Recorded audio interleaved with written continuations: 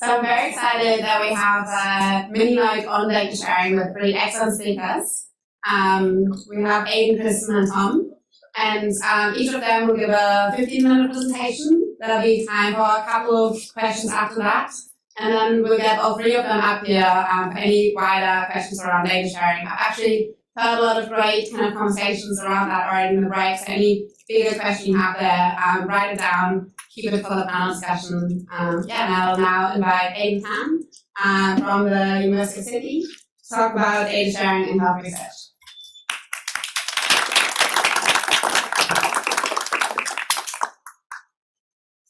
Wonderful. So today I'm going to talk about data sharing in health research, and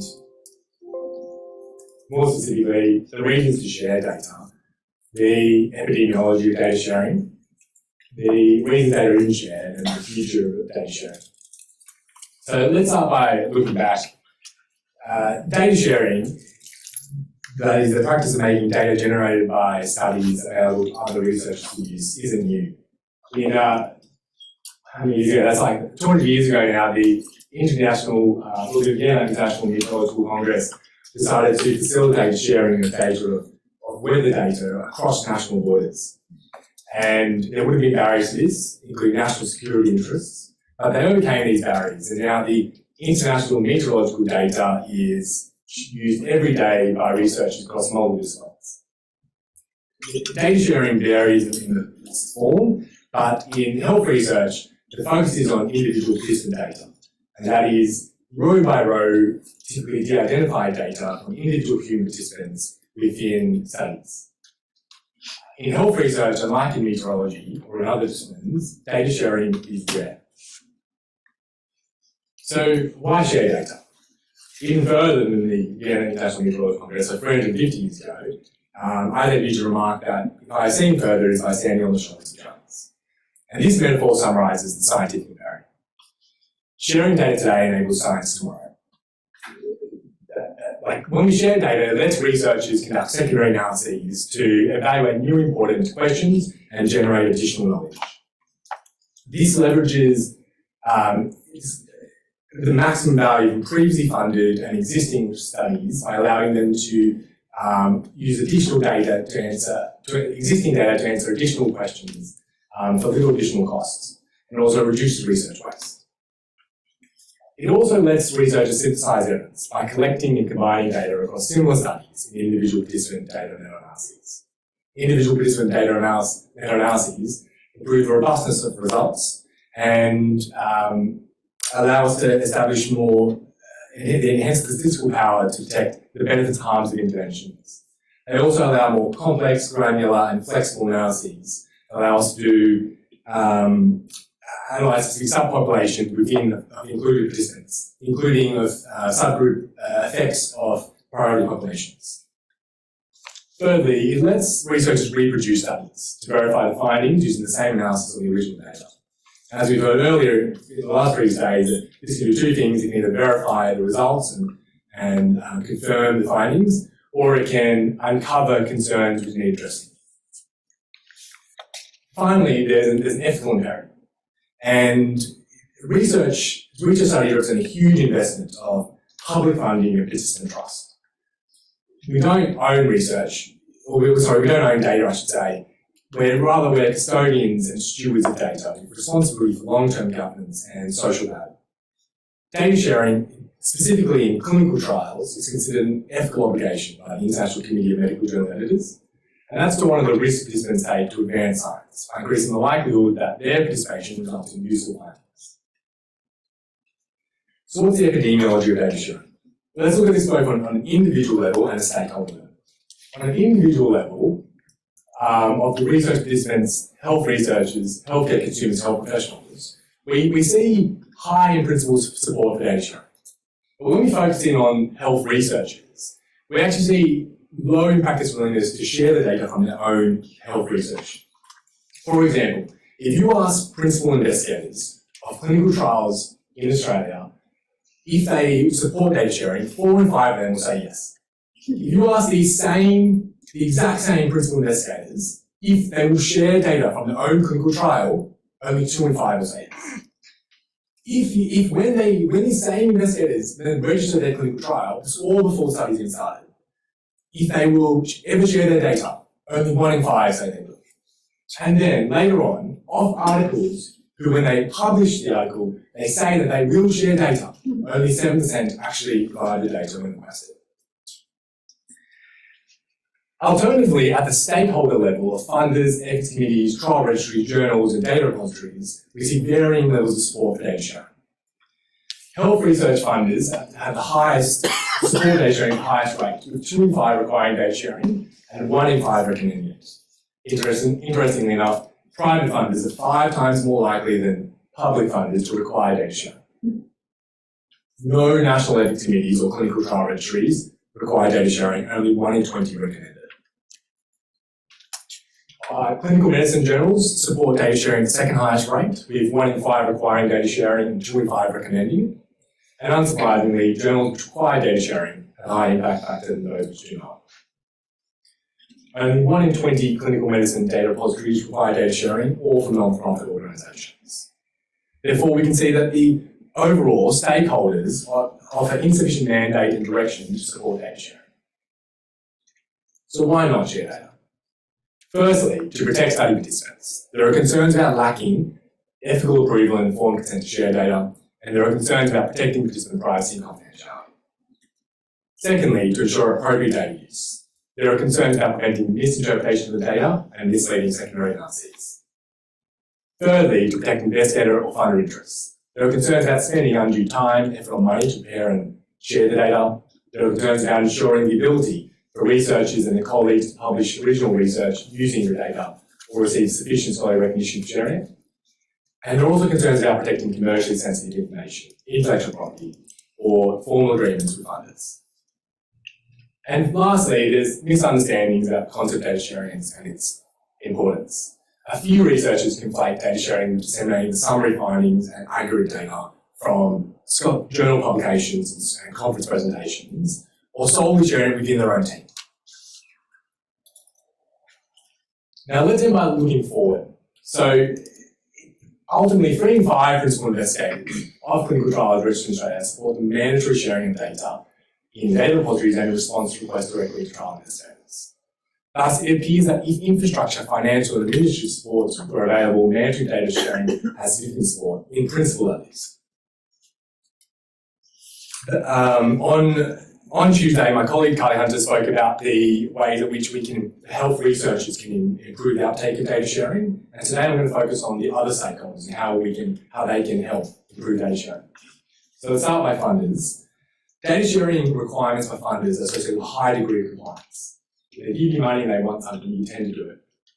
Funders, particularly those distributing taxpayer monies, have a huge opportunity to leverage their influence, prevent duplication of data collection activities, and support the timely availability of data on use by doing a few things. They could require data sharing within a reasonable time after project completion for all funded research. They can withhold further or future funding for non-adherence. They can require budgeting and allocation of sufficient resources to manage, curate, store and share data for all grant applications. And they can fund research projects aimed at improving data sharing. Next, let's look at ethics committees. Ethical considerations, as we see before, and the reason why people don't share data, have a major role in the decision to share data. And ethics committees are an important untapped resource in this journey.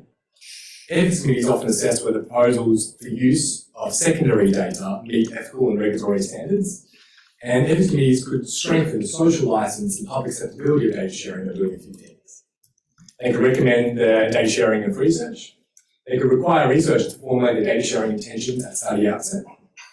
They can routinely assess data sharing plans to ensure that data sharing is safe, ethical, and considers consent and privacy issues. And quite specifically, this could involve encouraging people who intend or open to share data to obtain explicit informed consent to their participant information consent forms. And for studies for where data has already been collected, they can consider granting waivers of consent if that's reasonable for the secondary use of such data. Now let's look at trial registries. Too often, data sharing is an afterthought in the clinical trial lifecycle. The requirement to formulate data sharing intention at trial registration has been an important step in the progress to improve data sharing. And trial registries could expedite the validation of research and evidence synthesis by doing a few things. They could recommend data sharing, and this would involve stipulating what it means, sharing guidance to others, and how this can be actioned. They could require information on data availability and location. The study has been completed by an update of the registration record. They provide access and links to data sharing repositories and the registration records. And I stressed already that they do already have requirements to say data sharing plans are. Now let's look at journals. Journals could enhance the transparency of findings and the conference results by doing a few things. They could require data sharing for articles they publish. They can mandate data sharing statements at the time of manuscript submission. They can fit large co-authorship teams in individual participant data projects.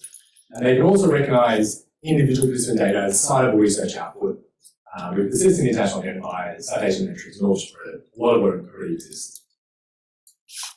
And lastly, let's look at research institutions. Research institutions can support data sharing by establishing standard operating procedures for data sharing, creating standardised generic data sharing agreements and example documents, by giving academic recognition to research sharing data, such as in the assessment of professional promotion and other opportunities. And they can establish internal processes to oversee data sharing requests, evaluate data access requests, and assess re-identification risks. Ultimately, I think that the pathway for improving the practice and culture of data sharing requires us to make data sharing policies prominent and actionable at every stage of the health research process. Thank you.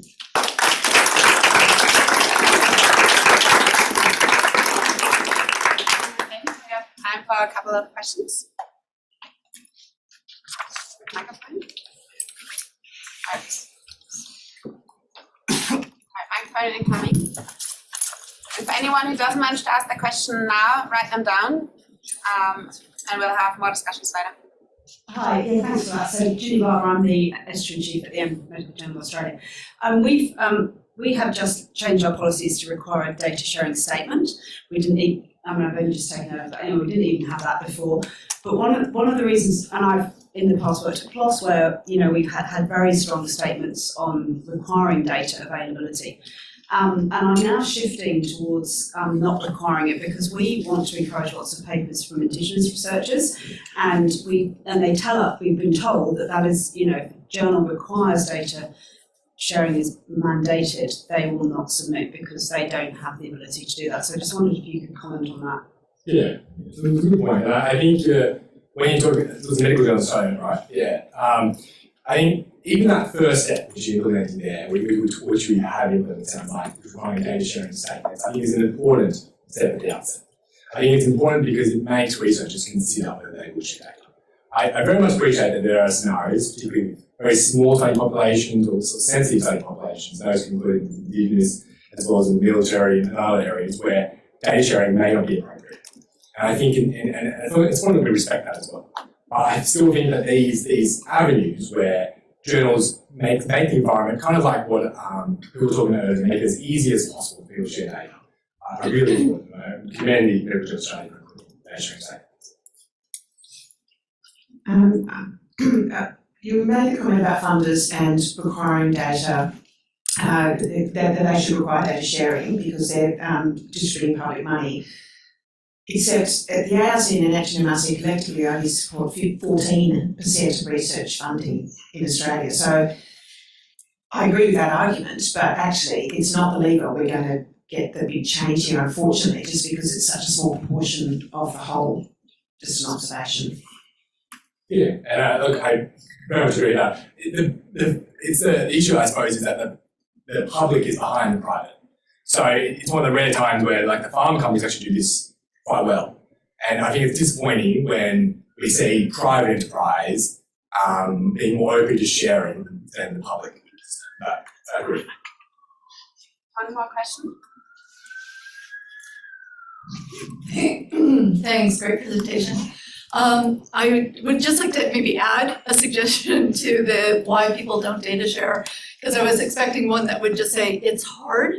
Yeah. I think that's one of the biggest barriers that we feel is how difficult it is to upload something that's both human and machine readable, that doesn't break as soon as somebody changes a little tweak with a new update of coding programs.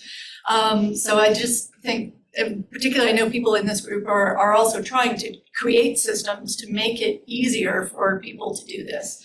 And I don't know where that fits into your scheme of who can do what, but something that would make it easier. People just plain don't have the skill Yeah. at this stage from my observations. Thanks. I'll have that next time. I think that is actually a great segue into our next presentation. Thanks for that. We have Kristan Kang from the IRDC talking about setting up national data sharing infrastructure in Australia.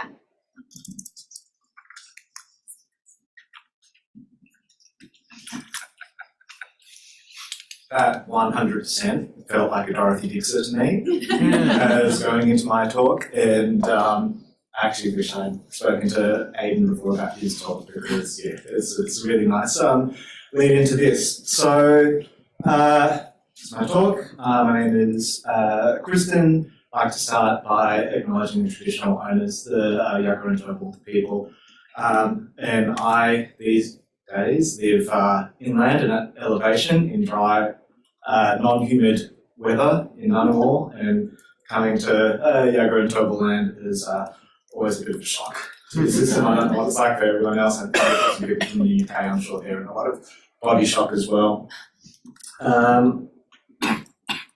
All right, so here's what I'd like you guys to hear from me today.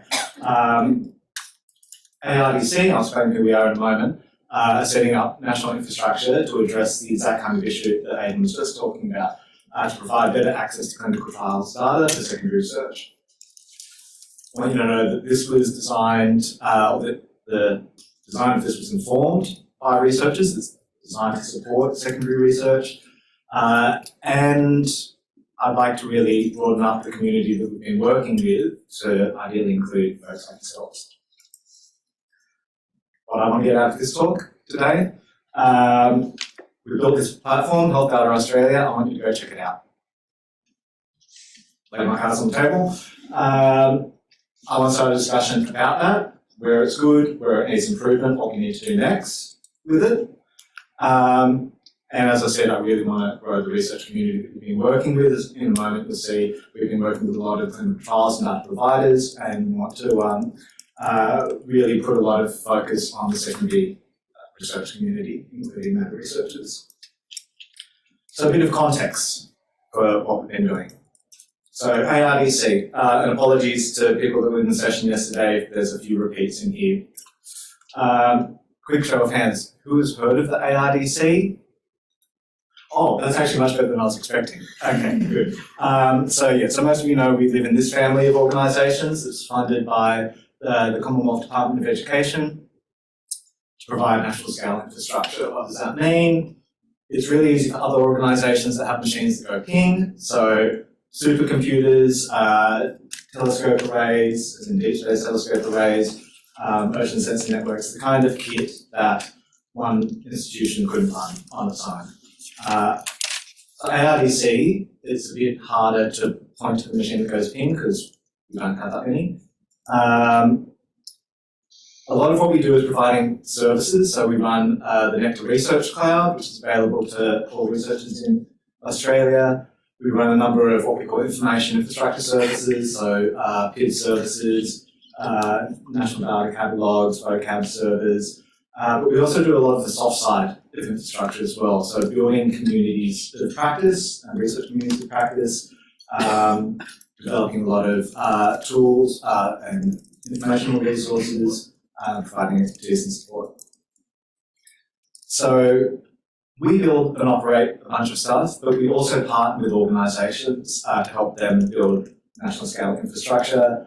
I don't know if any of these platforms on screen are familiar to you, but these are platforms that are designed and predominantly developed externally to AIDC, but we partner with them providing co-investment. So that means, yes, some cash, but also some expertise and other underpinning technology infrastructure. That's a little bit of the corporate spiel. A big thing that we do is support fair data. Again, quick show of hands. Fair data, good, excellent. My colleagues are much better at going through the acronym than I am. To that end, over the last 3 to 4 years, we've been running a major program called the National Data Assets Program. The goal of that is essentially to create fair national data assets to the tune of $20 million.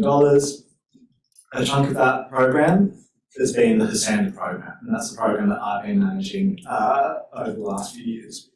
So that's $3.5 million out of that chunk of money, and the idea there is to work with the health research community to make fair data assets. The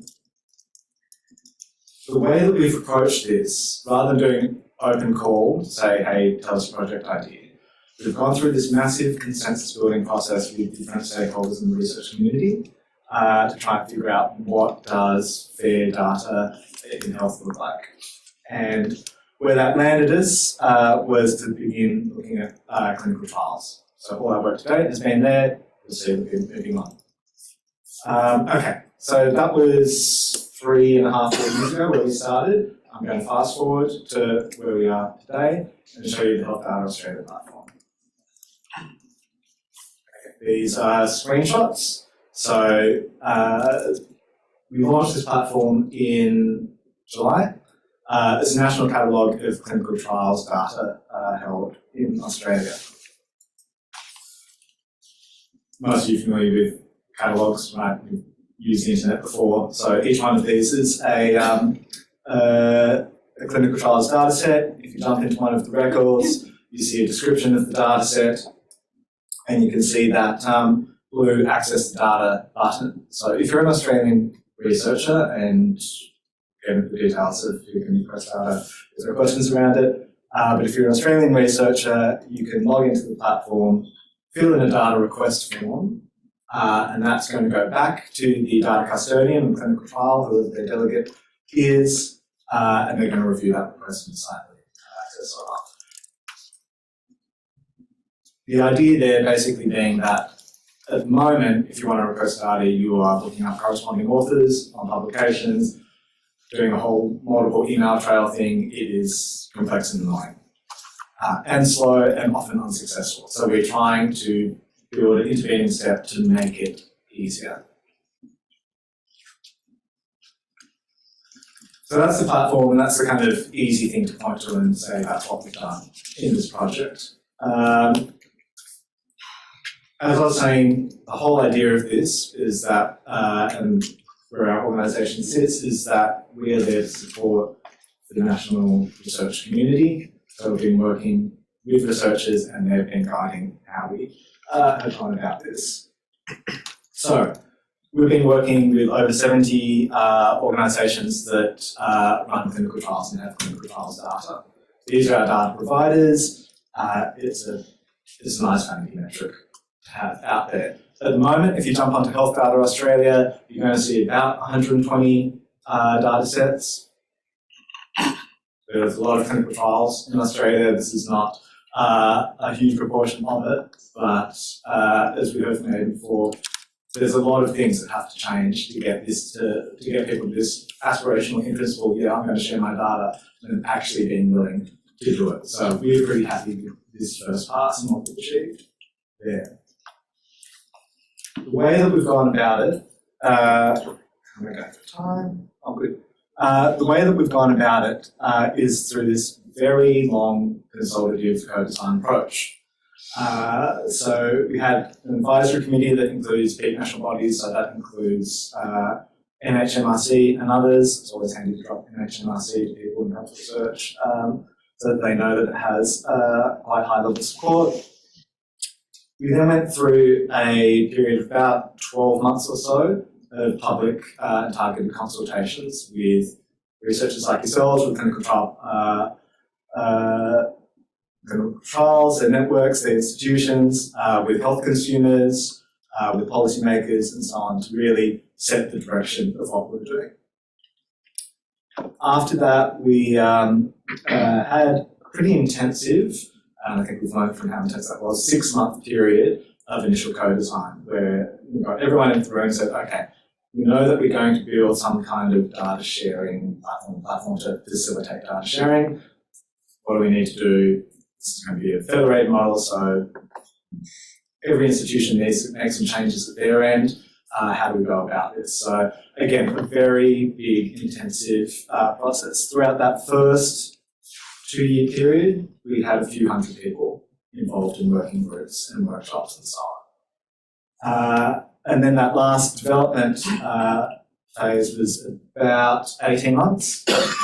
And that's where all those data providers went back to their institutions. We all worked iteratively, building stuff, refining the design, rebuilding stuff, refining the design, etc., etc.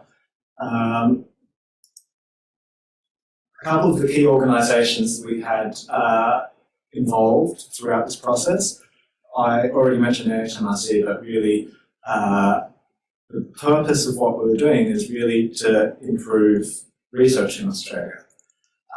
So we had Researchers at Centre there, so I'm not sure if people know some of those acronyms up there, but we had Clinical Trials Alliance, we had Cochrane as a kind of poster child of end user of something like this, and we had ARA, which is the National Network of Health Translation Centres in Australia. So I said it was research-centred design. This is one of our design diagrams that we use as the user personas, so software developers, etc. use a lot of this kind of stuff. Don't worry about all the busy text. The key thing here is that some of the key uses that we said our infrastructure needed to support was meta-research, research replication, reproducibility, and new analyses. And we actually ran a session with Lene and Jono yesterday. It was really good, and we heard a lot of other ideas about what kinds of things you can do with data.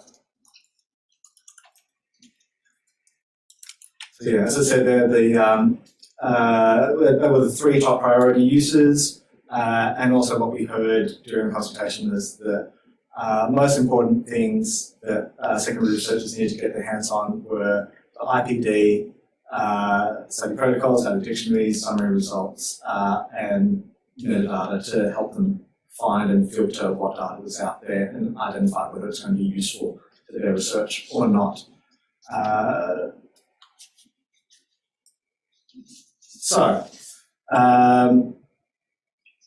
This is a bit more of the sales pitch section of the presentation, so strap in for this. Okay, so this is work that we've been doing over the last 3.5 years. NCRIS, the group that provides us our funding, has just renewed our funding for 5 years, so we've now got a new 5-year program of work. Comms team makes me do this, I'm sorry. It's called the People Research Data Commons. It's now a big portfolio of work. I think we've just done our public announcement on it, that it's to the tune of $20-something million. I really should know that number because it's the main thing that I work on. Now, again, sorry, comms piece, I'll get through this very quickly.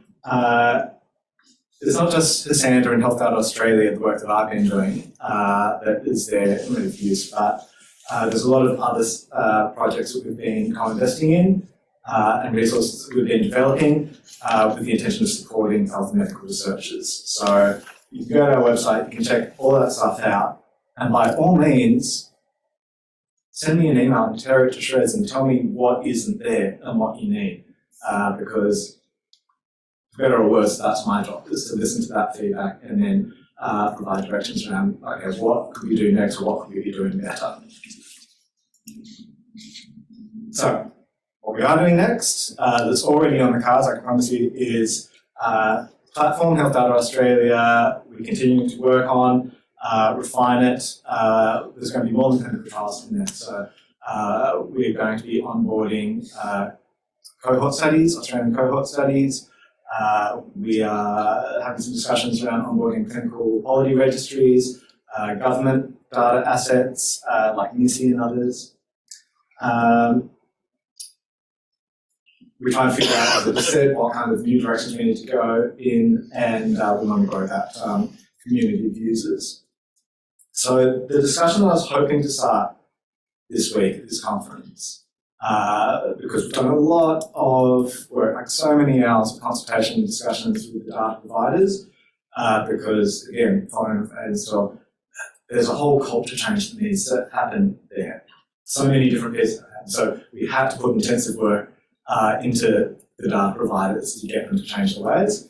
But now's the time for us to come back and say, all right, we're starting to get things to change there. Let's re-engage with the potential users of this data and say, well, what next? And specifically, what kind of resources would your community benefit from? Because it's a nice position to be in an organisation like AIDC that can actually do that. There's no profit-driven thing behind it. It's just speaking to the researchers in Australia and saying, well, what do you need? And we've got this amount of investment that we can provide to hopefully help you get there. Apparently, that's the end of the talk, so thanks for your time.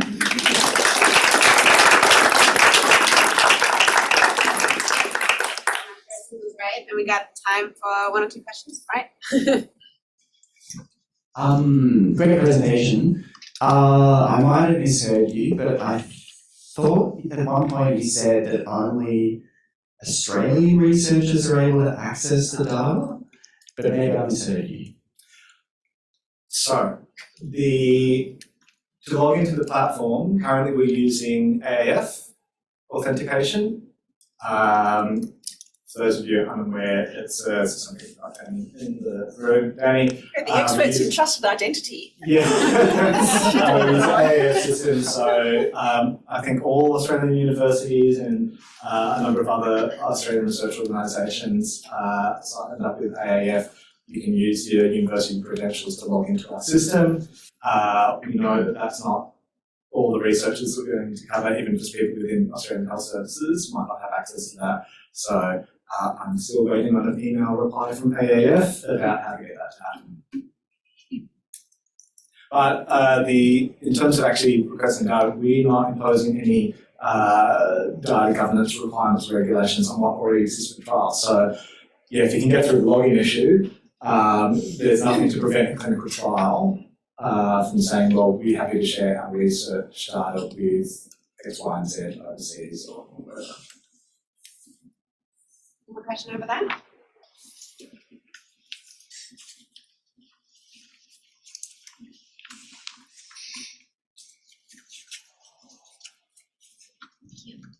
Hi there. Thanks to both of you and Aidan. I think you did a really good job.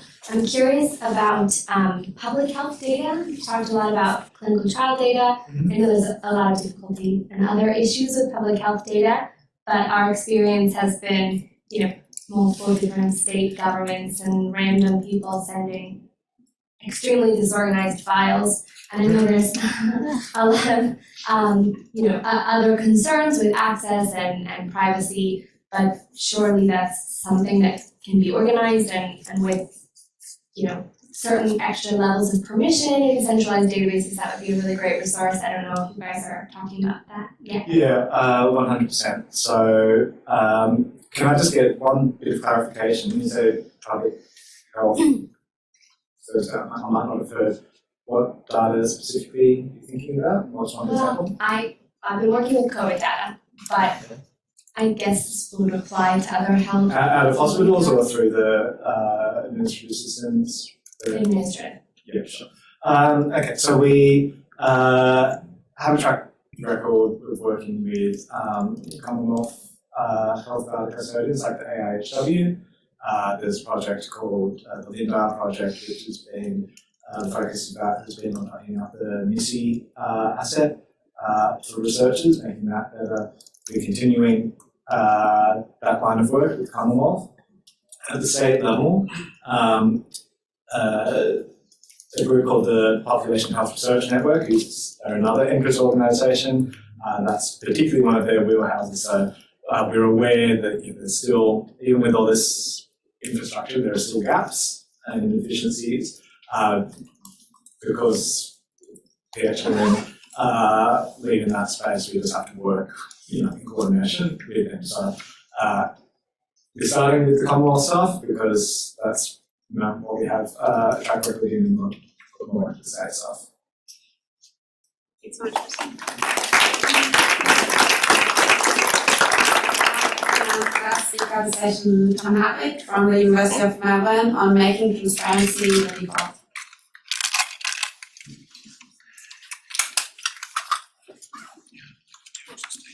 All right, hi everybody. So I'm going to be talking about the progress that we've been making in several different scientific disciplines towards making research transparency a default expectation. In the interest of full transparency and disclosure, the date on my title slide is wrong. I'm responsible for all missing flights. Okay, so we're all probably pretty familiar with this idea that science is, or it should be, a self-correcting enterprise. The self-correction obviously doesn't just happen by magic. Here are some concrete examples of particular aspects of science's self-correction machinery, which I think we can roughly categorize into whether they have a more kind of short-term direct self-correction effect, or whether they're a more long-term and indirect form of self-correction.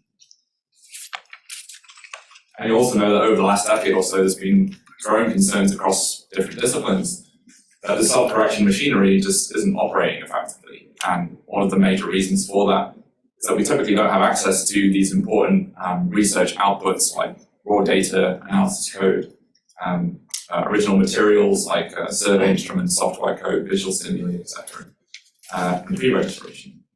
Without having access to those resources, it's very difficult to engage in these self-correction activities.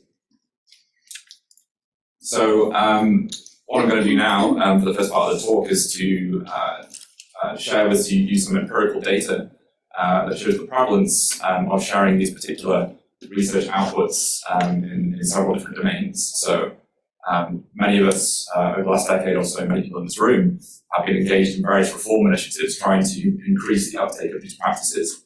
And when I talk to people at coffee breaks and stuff, I think some of us are very optimistic about the effect that those changes have had. Some of us are very pessimistic about it.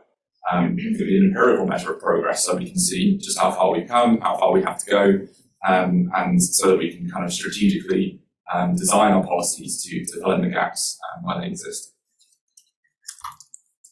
So you're going to see the results from several different studies, but they all had a similar procedure. They took a random sample of empirical articles in a particular domain, and then they had at least 2 team members check those articles manually to see whether they had adopted particular research practices. On this side, it's going to be sharing of data. And in this case, I'm just going to be showing you results of how often these things are actually engaged with. So in this case, how many articles are actually sharing the data. You're going to see the results from some studies that were looked at papers published around 2016 in biomedicine, social sciences, and psychology. And then in 2022, I'm going to show you some results that have field-wide estimates for psychology, and also for a sample of more prominent psychology journals. Those results are from a study that's actually still underway, but I think we've got enough data to give you a little AIMOS exclusive insight. Okay, so let's get going. So in biomedicine, fantastically, that hasn't shown up. So there's a bit of a problem with my slides, but you'll just have to read numbers. So the prevalence estimate for biomedicine is just 12% of empirical articles sharing data. Social sciences was just 2%, and psychology was 2%, and that one's correct. And you can see there's a tiny little error bar there. As a rough gauge, it's kind of similar for the other 2. So we have some updated estimates for psychology field-wide in 2022, and I don't know if anyone wants to shout out a guess as to what you think the prevalence of empirical articles sharing data in psychology is for 2022. 22%. 22%. 4%. 5%. 2%. Any advances on 22? All right. So it's 14%. Hooray. And it's slightly higher at 17% in the more prominent psychology journals. Sharing of analysis code, important if we're to do reproducibility checks, potentially find errors in published results. Back in 2016, practically non-existent in all three of these domains. And in psychology, should we do this again? Another guess on how often do you think this is happening in psychology? 2%. 2%. 5? Oh, okay. Too pessimistic. It's 8%, and it's slightly better again in the more prominent journals. Sharing of research materials, of course, is important if peer reviewers are to do a proper, comprehensive and thorough checking of the paper, but also if we want to conduct high-fidelity replication attempts, we need to have access to the original materials. Back in 2016, it's around 33% in biomedicine and around 10% in both the social sciences and in psychology. And in 2022, this is nudged up just a little bit to 16% in psychology field-wide, and again, slightly higher at 25% in the more prominent psychology journals. And finally, pre-registration. So without a pre-registration, researchers can exploit their research degrees of freedom to selectively report results that align best with their preferences, and that, of course, can introduce bias into the research process, and ultimately that can undermine the validity of systematic reviews and meta-analyses. Back in 2016, very rare, again, in all three of these domains. Any guesses for psychology in 2022? 20%? Okay. 8%. A little bit higher in more common journals. Okay, oops. Oh, that's not what I'm going to do. Okay. So I think the overall message here is, for me, these are pretty sobering results. There has been some improvement, at least in psychology. That's great, but it's not really as much as I would have hoped for and would expect, and we're still a long way off from these practices being routine, at least in psychology. Now I'm going in the wrong direction. Yeah. Okay. So what can we do to improve the situation? Or what can we do to make transparency the default? So these are the results of a study that we did looking at the journal Cognition, psychology journal. It introduced a mandatory data sharing policy back in 2015, and we wanted to see how effective that policy was. So this is a retrospective observational study, and on the y-axis here you can see the proportion of articles that have a statement saying the data is available. And across the x-axis, that's across time, showing when the articles were submitted. The black arrow showing the point at which the policy intervention came into effect. The red line is a logistic regression with 95% confidence bands. And as you can see, even before that policy comes into effect, there's already a trend towards increasing availability. So in order to give us some scaffolding for making causal conclusions, we did an interrupted time series analysis. So the red dashed line here is showing the counterfactual, representing what might have happened if that pre-existing trend had continued. As you can see, there's a big difference compared to what actually happened at the time point of the intervention. There's this marked increase in the proportion of articles that are sharing data, and that starts to approach 100% compliance by the end of our assessment period. So this seems to be pretty good evidence that a mandatory data sharing policy can be very effective in increasing data sharing. I'll come back to this in a moment. Given that there seems to be evidence these policies are effective, just how many journals are actually using them? Unfortunately, not very many. A few years ago, with Brian Nosek, we did a study to look at, first of all, a random sample of 40 psychology journals, and also the 50 most prominent psychology journals. So that's top ranked by impact factor.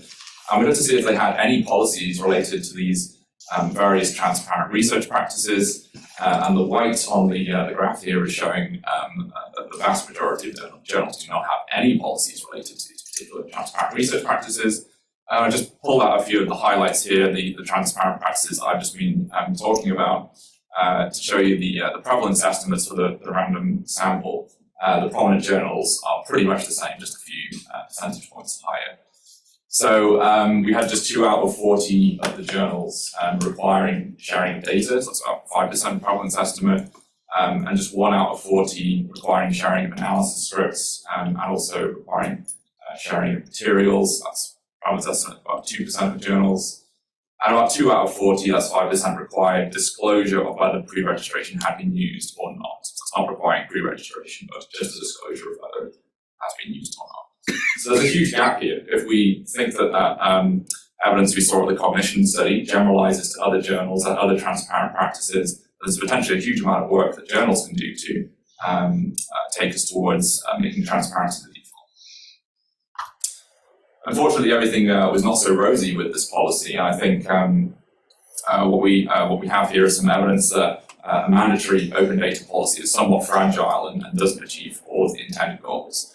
So for all of the articles that said the data is available, we actually checked. We went to see whether we could access that data, and then we looked to see whether it was clearly documented, so could we understand what all of the numbers meant in the spreadsheet, etc. And was all of the data that had been reported in the paper actually available in the data file. In the pre-policy period, just 22% of the data sets that were shared met those 3 reusability criteria. And in the post-policy period, it improved, but just to 63%. So that means that around a third of the data sets being shared don't appear to be independently reusable according to our criteria. Unfortunately, it gets worse. So we took a subset of articles that had already passed those reusability checks, and we did some even deeper checks. So we took a subset of the analyses in around 30 of these articles, typically a couple of paragraphs of information plus a figure and a table related to the main finding of the study. And we tried to reproduce every single quantitative value that we could find in that particular subset of the article.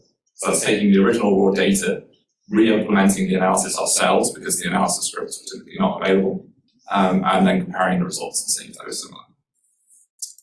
So for 31% of the articles, we could successfully reproduce everything. For 2/3, we had problems reproducing the original results.